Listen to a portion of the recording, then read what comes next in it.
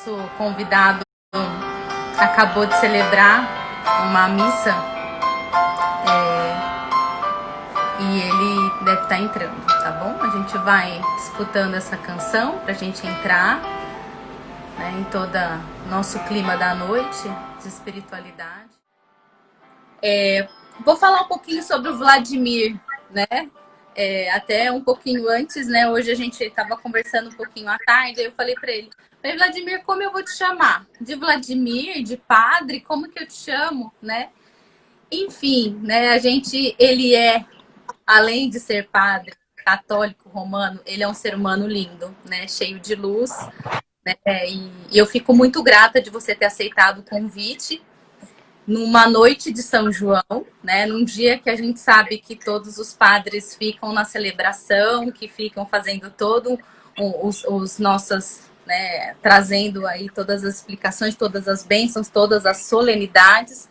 Você topou, né? Topou, fez a sua parte como padre, né? E tinha logo em seguida uma reunião de casais de família e ele gentilmente, né, conseguiu que um outro padre pudesse fazer para ele, né? Então eu te agradeço de primeiro você ter aceitado esse convite, né? Esse projeto tem sido um projeto que eu tenho preparado com muito carinho, com muito amor e com muita fé, né? Eu tenho preparado cada pessoa que tem estado comigo com um motivo muito especial, né? E hoje era um dia para mim especial, que é um dia que a gente, né, um dia de São João, e que é um anunciador, né? Então é alguém que anuncia e eu queria, né, poder estar com alguém muito especial como você, né?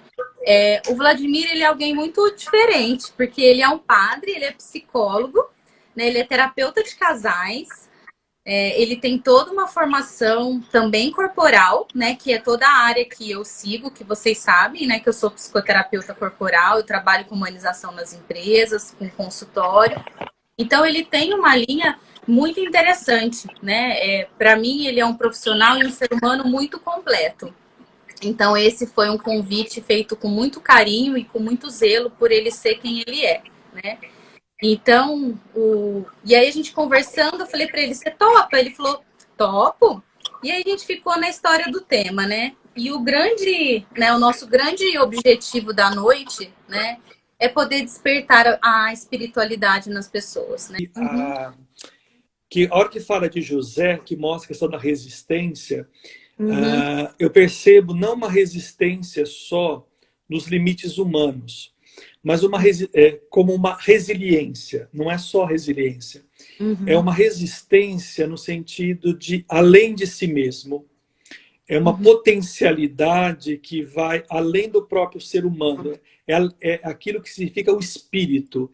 Essa potencialidade que faz com que o ser humano não se restrinja a ele, que ultrapassa ele mesmo, né? Uhum. E é muito interessante que quando a gente vê os termos do latim espíritus, vem essa conotação daquilo que não é material, que não se pega com a mão. Se Uhum. sente, se percebe, mas não se pega com a mão, né? Agora, o termo que mais me fascina é do hebraico, que chama ruá. É o termo Uau. mais bíblico. Ruá significa sopro, Uau. o Uhum. hálito da vida, né? Quando a criança. A Uhum. criança, quando nasce, ela... Eu não sei se você já viu um parto, ela nasce fechada, né? E Uhum. aí para ela começar a viver, vamos dizer assim, viver no mundo, ela faz só... Ela põe para dentro o ar. Então, o sopro da vida entra. Aí ela Uhum. começa a viver, né? E quando a gente morre, eu já tive várias pessoas que morreram na minha mão, e é muito Uhum. interessante porque ela faz assim, ó, e Ah, acaba. Ela põe para fora o último hálito. olha Ela, só. ela põe para fora o último hálito, né? Quer dizer, o sopro da vida vai-se. É o Então, inspirar e o expirar, né? isso. Aí é Sim. aquele movimento. Quer Lindo. dizer, quando você inspira, Você traz a vida para dentro de si. E nós que temos feito esse curso de bioenergética do Loen, está muito ligado a isso. Quer dizer, quanto mais você traz o ar, mais vivo você está. O movimento se estabelece. Quanto mais você deixa de respirar, mais a morte se instala. Sim. E o que está acontecendo na pandemia é a gente parar de respirar por medo Parar de da respirar. morte, né? Né?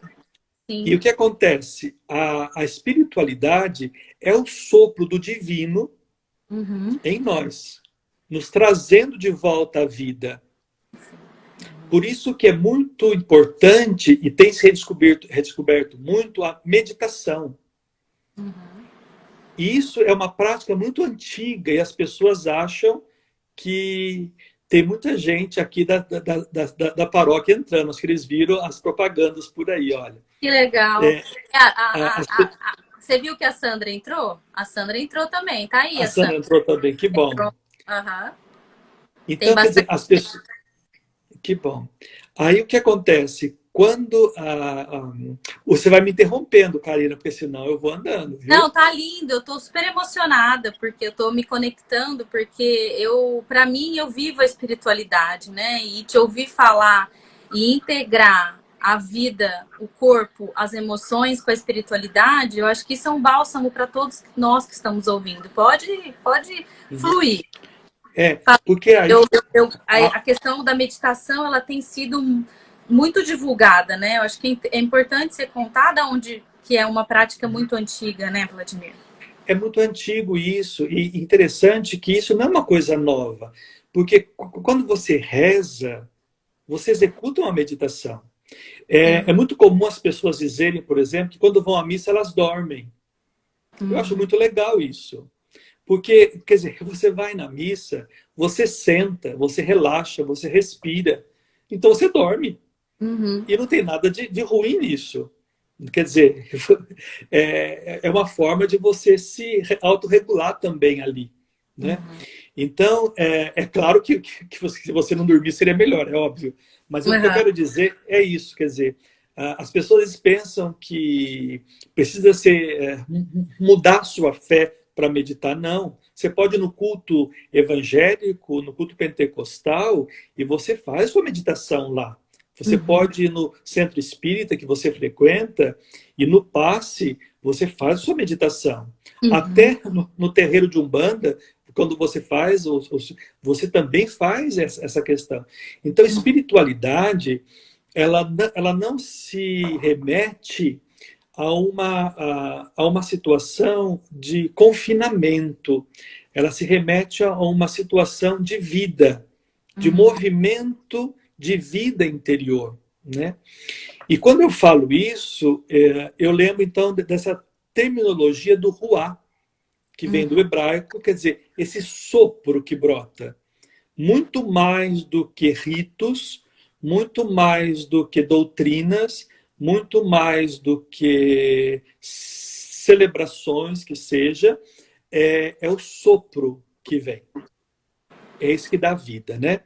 Em grego, a palavra espiritual, espírito, ele vem pneuma, mas é respiração só, é ar. É por isso que a gente fala pneumático, ou pneu, quer dizer, aquele cheio de ar. Mas eu fico muito mais com o sentido hebraico, porque eu acho que ele é mais amplo nesse sentido de que é Deus, a divindade, quem sopra em você o hálito da vida. É dado a você esse hálito da vida.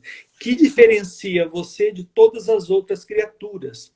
Por exemplo, um bicho, um animal, não tem espiritualidade.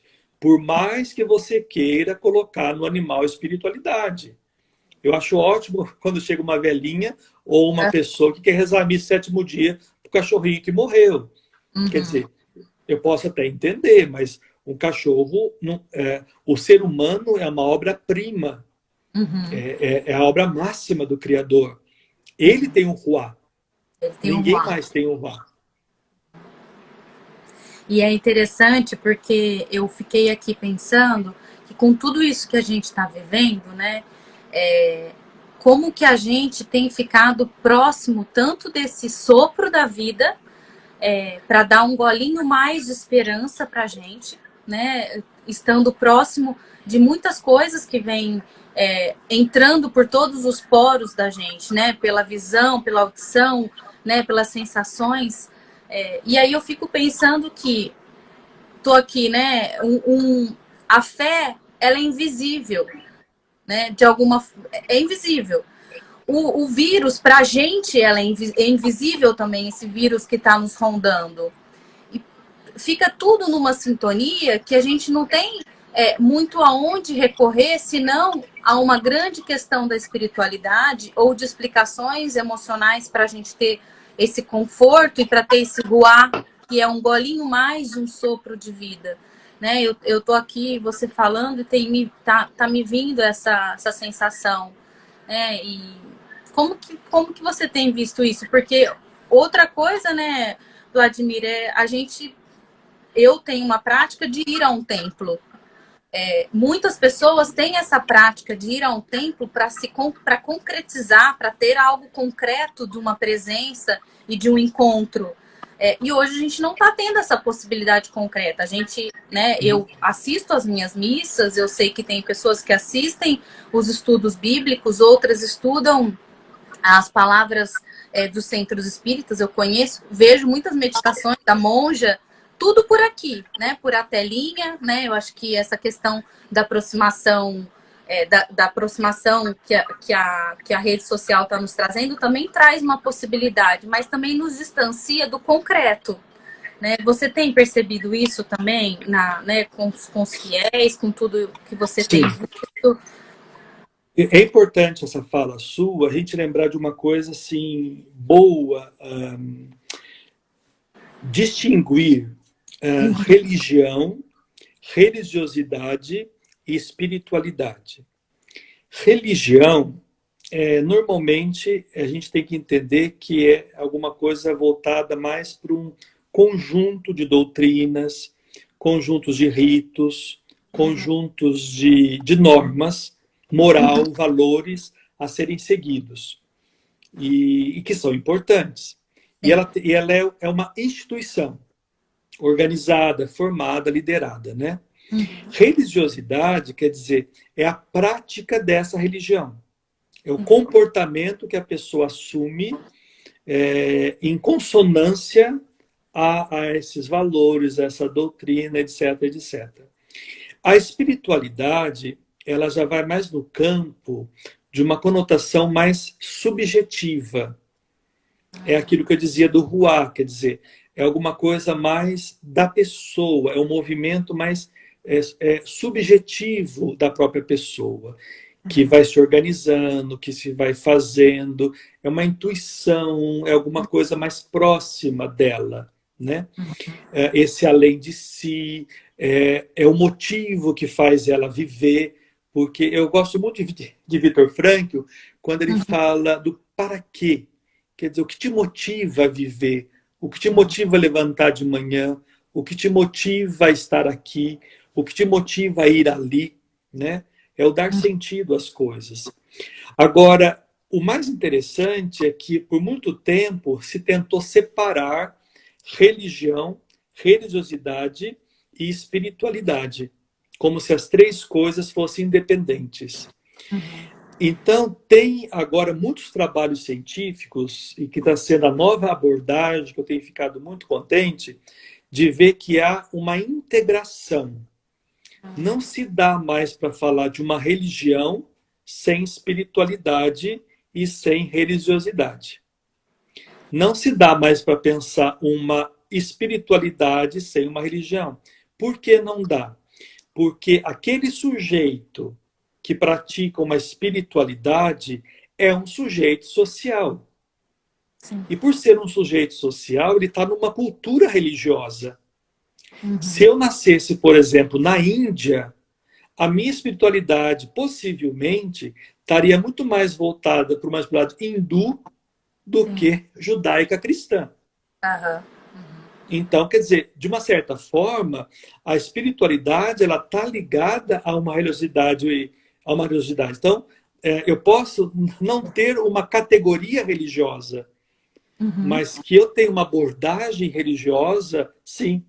Eu posso não professar uma fé institucional, mas que eu tenha uma religião, sim. A ponto também que quando eu comunico a minha espiritualidade e tem uma outra pessoa em consonância com ela, quer dizer, já forma um grupo social que Sim. vão comungar a mesma espiritualidade, já Uhum. estabelece uma religião. Então, eu acho muito interessante que quando a gente olha que também é uma integração religião, espiritualidade e religiosidade, isso é mais bonito ainda, porque você percebe que o ser humano é integrado.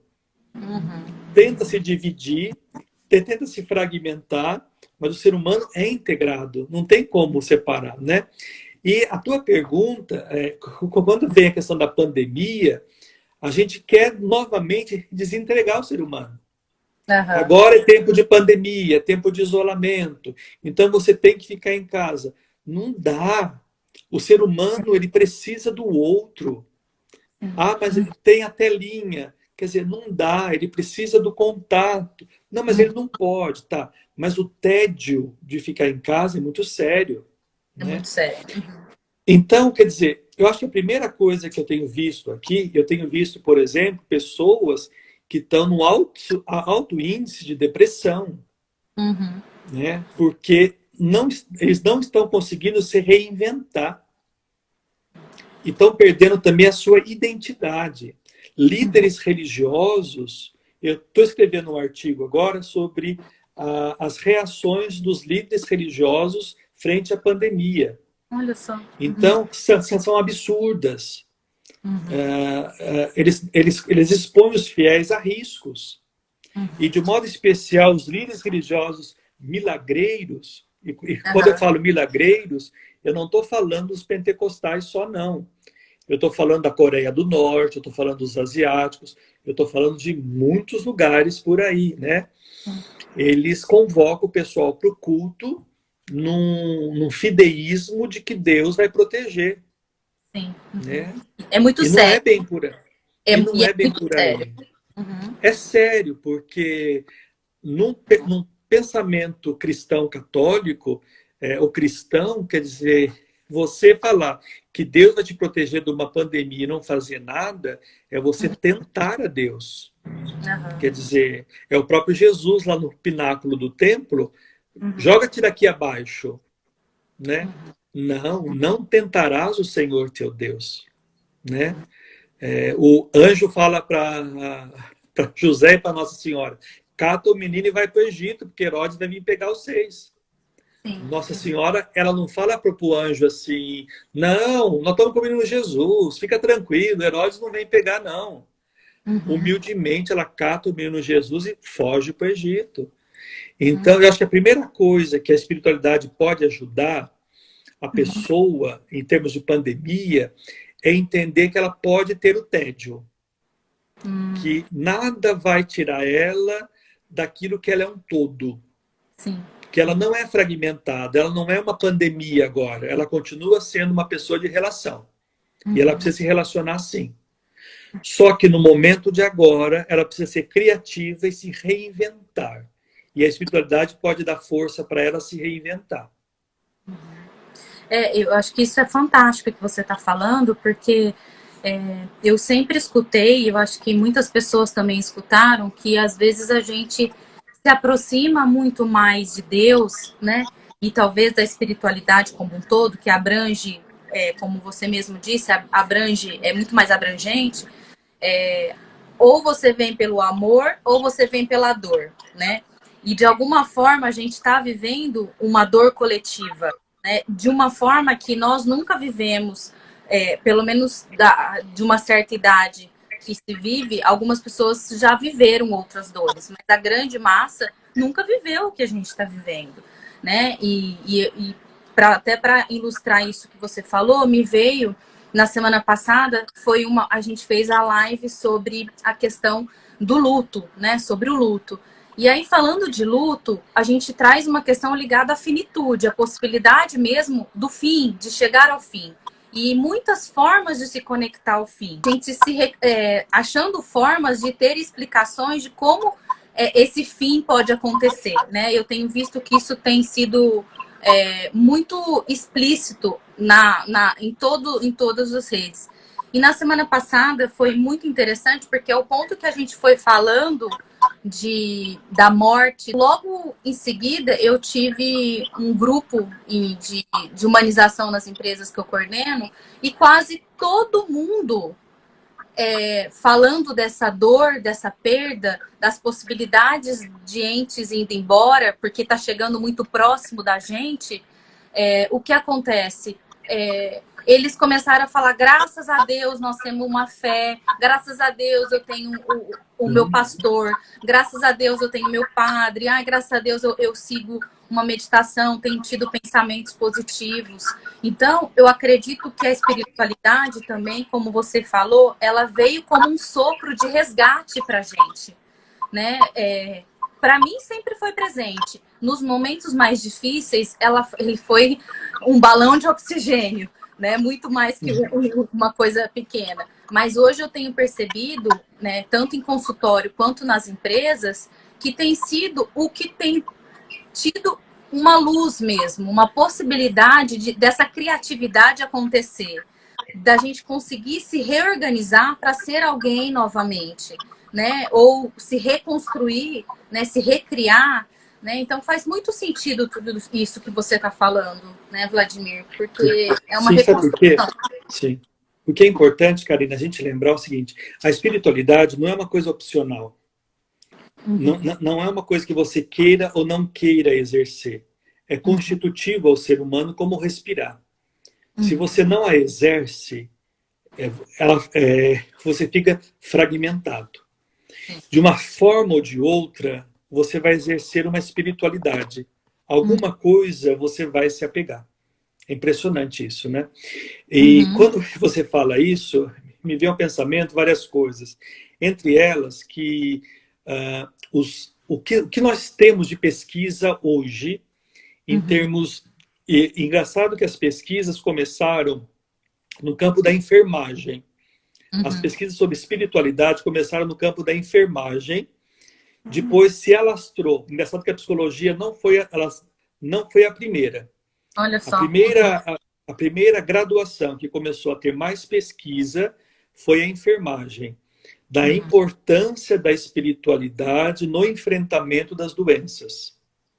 Eu escrevi um texto há pouco, falava sobre a espiritualidade como um recurso no enfrentamento da Covid-19, como um recurso. Então, a gente tem visto nas várias pesquisas, então, que a gente começou com a enfermagem, e a enfermagem produz muito. Então, o que eles notam? Tem muitos trabalhos, eu nem vou falar de referência, porque são muitos. É só você entrar por aí, você vai ver que tem muitas referências. É muito próximo da morte, né? A enfermagem está muito próximo, né? O cuidado, ela está ali no cuidado direto, né? E aí eles falam, o paciente ele tem mais resignação, ele é mais paciente, né? Ele respira melhor, ele come melhor, por quê? Porque ele é interessante porque está muito ligado ao medo. O que é o medo? O medo o bom psicólogo sabe que medo é o estado quando você se sente em perigo. Diante de um fato ou de uma situação que é perigo, tem controle sobre aquilo, você tem medo. Então, aí você paralisa, porque aquilo que está ali pode vir e pode acabar com você, ou pode te destruir. E diante daquilo que está ali, que não é conhecido, que você não tem domínio, você não sabe a proporção daquilo ali, você não tem controle daquilo ali, a primeira reação é medo.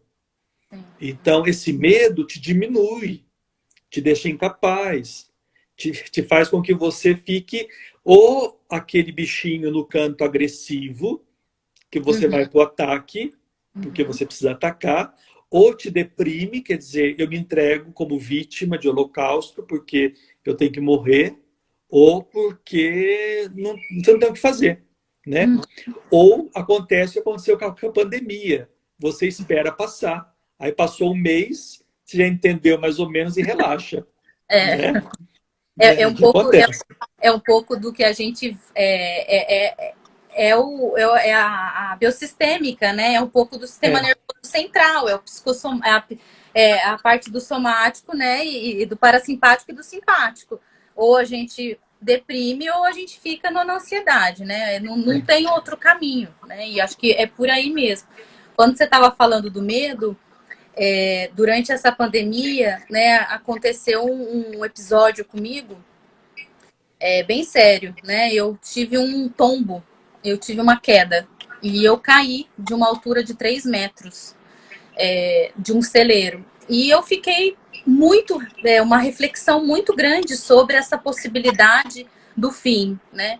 Porque a gente fica fixado que é por o que a gente está vivendo, mas às vezes isso está muito mais perto do que a gente imagina e a todo momento. E quando eu caí, que eu estava subindo e estava quase que nos 3 metros, a escada foi para trás e eu tô contando agora, meu coração tá disparado e minha barriga tá tremendo, eu tô acionando o meu medo de novo, corporalmente. Na hora que eu caí de costa, eu não vi nada, eu só gritei: por favor, Nossa Senhora, me deixa andar. Porque eu poderia ter ficado paraplégica, eu poderia ter acontecido muitas coisas difíceis, né? Eu poderia ter uma perfuração. E foi a hora que, assim, foi um pavor misturado com medo. E agora, eu falando, eu senti todas as sensações no meu corpo de novo, novamente, né? Eu tô quente, tô tremendo, porque o corpo aciona um sistema no nosso sistema nervoso, toda espécie, que aí a gente entra para um outro tema que provavelmente eu devo falar em alguma outra live, que é o trauma e a memória corporal que fica gravado, o trauma. Né? Mas foi interessante porque eu me lembrei exatamente a hora que você falou do medo, eu acionei essa lembrança que foi muito recente e que também me fez na hora buscar o que eu mais acredito para me proteger, né? Eu quis Isso daí contar um pouco mesmo. disso. E quer dizer, quando você está diante de uma situação, e é interessante porque não é uma situação alienante, porque muitos filósofos falavam isso, quer dizer, o medo, aliás, a fé é para os fracos. Pessoas que não têm capacidade de enfrentamento apelam para a fé. E não é bem verdade, não. Pode ser que para alguns sim, eu não duvido essa parte. Mas, quer dizer, é uma realidade intrínseca no ser humano de saber aonde ele se apoia. Porque o ser humano é muito interessante, ele não se apoia na mentira. Ele sabe aonde buscar e sabe aonde recorrer. E quando é uma mentira, ele, na hora do que mais precisa, ele não pega. A criança, quando ela é novinha, ela pode gostar muito do pai, ela pode odiar a mãe, mas ela vai buscar aquele que sabe que socorre. Não interessa se é pai ou se é mãe. Ela vai buscar aquele que vai garantir para ela o socorro, seja o pai ou seja a mãe, não interessa, né? Então, os estudos começaram a mostrar que que nas horas de fragilidade, por isso que fala isso, né, na hora do medo, na hora de fragilidade, as pessoas que tinham fé conseguiam se restabelecer melhor pelo fato de saber se ancorar, como diz Moscovici nas representações. Quer dizer, ela sabe onde buscar, né? Então, ela sabe aonde se posicionar. E diante da pandemia, duas coisas ficaram muito evidentes para nós. A primeira é que nós não somos onipotentes como pensávamos. Sim. Nós achávamos ilusoriamente que nós bastávamos, que o mundo não parava. Engraçado, o mundo parou. Parou. Quem podia imaginar que o mundo não parava? O mundo parou. A Parou. bolsa parou. A impotência chegou, né? Chegou. Chegou. Então, isso causou impacto. Quer dizer, nós nós não controlamos nada. Nós não somos onipotentes. E quando a gente começou a perceber pela pandemia que nós não somos onipotentes, aí houve aquilo que a religião sempre fala: você é criatura de Deus. Então, para aquele que tem espiritualidade, se coloca num lugar de criatura de Deus, foi muito mais tranquilo. Foi muito mais tranquilo porque já é uma prática comum. Em qualquer religião, ele sabe do lugar que ele é, o que ele está. Nenhuma pessoa que tem espiritualidade se coloca como Deus, porque sabe da sua fragilidade. É interessante, os budistas, eles sempre percebem que a busca do nirvana é uma constante. É uma constante.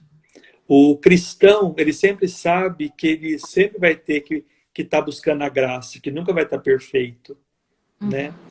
O judeu, ele nunca vai obedecer a lei toda. O islâmico, ele nunca vai ter a clareza da Torá, do Alcorão, no sentido de cumprimento. E assim por diante. Então, o espiritual, diante da pandemia, ele consegue responder, Karina, uma realidade... Você está aí, né? Eu tô. Ele consegue responder uma realidade que a pandemia trouxe, que foi da impotência. E a outra realidade que a pandemia trouxe foi da mortalidade. Nós estávamos achando que nós éramos imortais. Sim. Que a gente não ia morrer. E quando a gente começou a perceber que a gente podia morrer por um vírus nanico, que tem 1,25 nanômetros, acho que é isso que fala. Pois é. Assim, é algo absurdo, né? Que até as crianças falam, mas que morre com sabão, que coisa estranha. Que morre com sabão, né? Aí o ser humano falou, puxa vida, eu sou mortal. Mas o espiritual já vem criando isso, né? E o espiritual, ele traz uma coisa muito bonita, real, que é falar assim, viva o hoje. Viva bem o hoje, o agora, esse instante, né? O amanhã não te compete, entrega o amanhã para Deus. Então, se você olhar o benefício que o espiritual traz no tempo pandêmico, é enorme. Isso para não dizer o que o espiritual traz no tempo comum, o tempo comum que ele traz para a vida da pessoa. É porque eu acho que é muito parecido, né, Vladimir? Quando até teve uma pergunta para mim aqui que veio no particular para a gente, falando que diante de uma situação muito difícil que a gente passa, a única forma ainda de recorrer é a fé. Não tem outra esperança senão a fé, né? E muitas vezes, quando a fé é pouca, como que faz com tudo isso, né? Como se tem as brigas com o ser divino, né? Para que aquilo aconteça e tudo mais, né? E a pergunta foi essa: quando a fé for pouca, diante de uma situação de aflição muito grande, onde só dá para recorrer a isso, como é que faz com tudo? Né? É interessante porque não tem fé pouca e nem fé muita, né? Você tem a crença, você tem a fé. Agora, a prática desta fé, diante da situação, é que ela pode ser pouca ou muita. Então, em outras palavras, eu quero dizer assim, não é a fé enquanto tal, mas é a tua percepção da realidade enquanto tal, que é bem diferente. Quer dizer, como você está percebendo essa realidade? Aí sim, aí é uma questão sua. É uma questão sua, né? O tempo da espera é sua. O tempo que a gente quer que as coisas aconteçam do jeito da gente. Sim. Então, não é questão de fé aí. Aí é uma questão pessoal. Vê se entende, Karina. Na hora que eu falo isso, a impressão que dá assim, olha, o bom é de Deus e o culpado e o erro é nosso. Sim. Eu não estou dizendo isso. Eu estou querendo dizer que a espiritualidade, a fé, aquilo que você queira dizer sobre essa dimensão, ela te garante uma esperança que ela é por si. Sim. Agora, o uso dessa esperança vai depender de você. de como você faz o uso dessa esperança. Aí sim eu posso dizer, então, peraí, então que tipo de fé? Você quer que tudo aconteça como você quer? Do jeito que você quer? Na hora que você quer? Quem é você para dizer que isso tem que acontecer desse jeito? Sim. Porque aí você sai do lugar de criatura para ser criador. Sim. Porque aí você que dita o como tem que ser É feito, você né? quem dita, é você quem dita como tem que ser feito. Então o É, problema não é a fé, eu acho que o problema é você.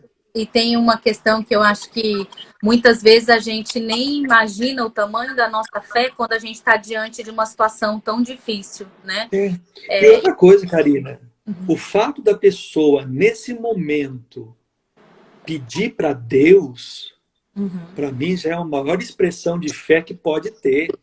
Sim. Que ela brigue com Deus depois, que ela ache ruim com Deus, isso é birrice de criança, que quer Me as coisas na arrepiou, hora.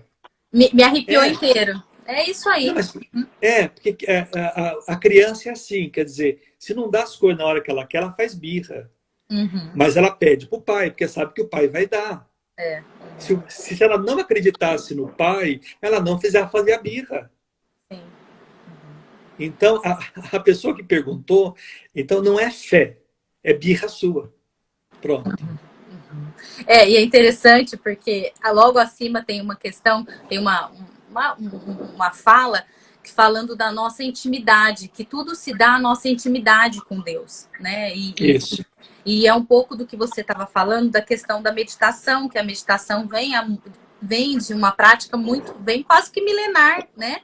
E é a maior prova do que a gente pode vivenciar uma espiritualidade com essa intimidade, né? E não é à Isso. toa que a gente, no que a gente estuda, né? Você como psicólogo, né? E como psicoterapeuta corporal, né? De casais, a gente compreende que essa espiritualidade ela está no nosso corpo, está integrado.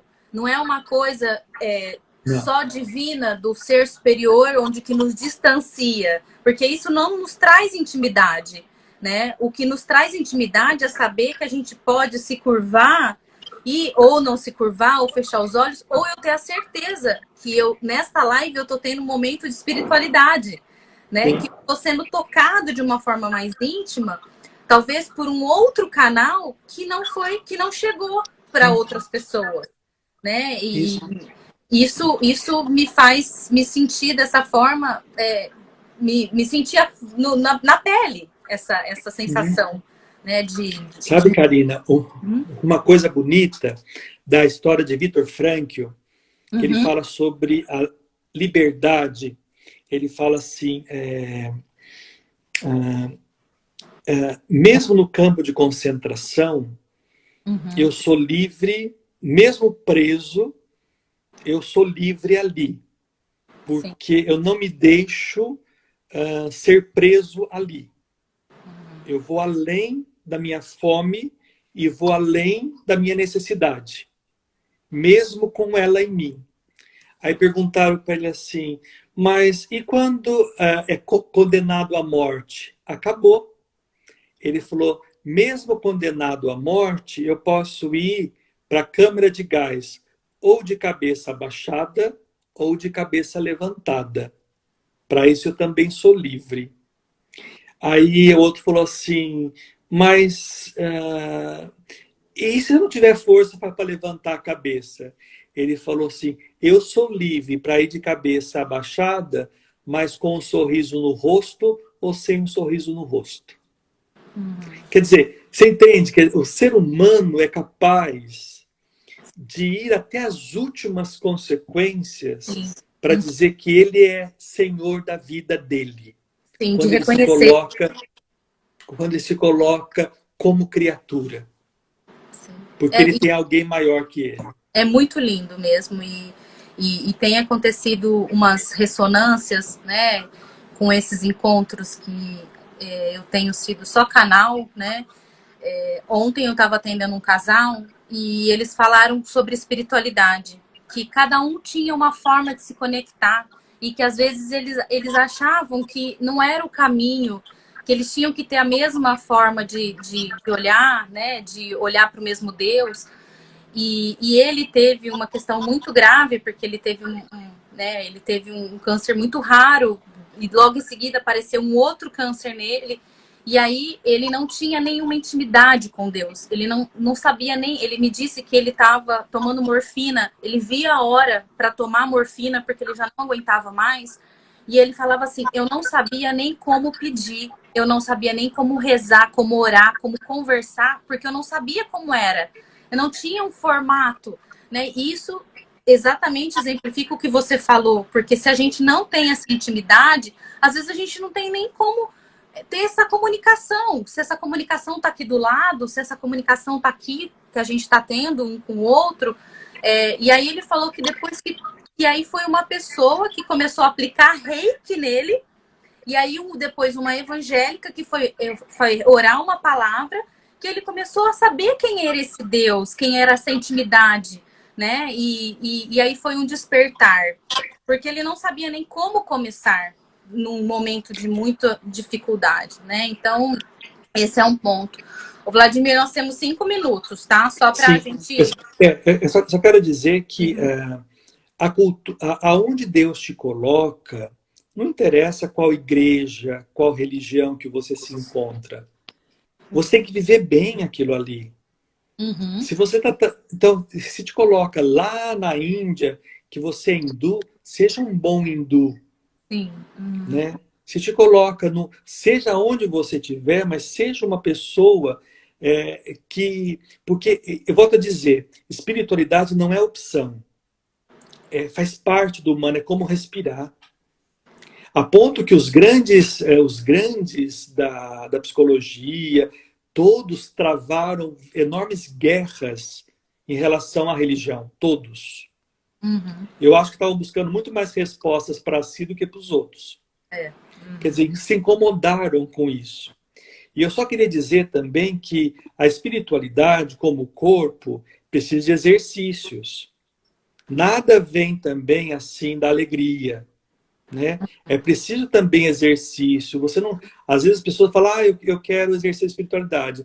Eu vou ficar 3 horas rezando. Você não consegue. Uhum. E espiritualidade também não é sentimento. Às vezes a gente pensa, tem dia que você não tem vontade de rezar, tem dia que você não tem vontade de fazer nada, entendeu? Então, é muito mais além que tudo isso. Só que com o tempo você vai descobrindo tudo isso. Às vezes você é como uma criança, às vezes precisa ter a fase do leite, depois da papinha, e assim você vai até chegar na hora de escolher a comida. Então, não tenha pressa, né? E eu vou dizer, esse tempo de pandemia, a religião e a espiritualidade são 2 grandes companheiras para o enfrentamento da Covid-19. Sim. E eu queria fazer um convite, porque eu acho que o que ficou bastante forte nesse encontro dessa noite, que foi, né, a gente começou, para quem chegou depois, com o poema do Drummond, né, falando um pouco do que... E agora, José, né, com tudo que a gente tem passado, o que fazermos com tudo isso, né? E como instrumento, né, de acalento e de esperança, a espiritualidade ser um caminho e ser dentro, independente do que for, de qual Deus, aonde está, né? Eu acho que esse é um caminho. E eu vou colocar de novo a música para a gente conseguir fazer um fechamento, Vladimir. E eu queria que você convidasse a gente a poder sentir um pouco esse sopro que você falou de vida, né? Sim, o Ruá. O Ruá. Eu sei que a gente não combinou sobre o Ruá, né? E só que eu acredito que seja uma forma mesmo da gente poder sentir essa espiritualidade com esse Ruá, né? Então, que a gente possa convidar essas pessoas. Eu sou muito grata a todo mundo que tem nos prestigiado, tem me prestigiado, né? E tem sido muito lindo. Então, que a gente possa experimentar um pouco desse Ruá, né? Eu vou colocar a música para a gente só ficar numa sensação, porque a música nos conecta à espiritualidade também, né? Já.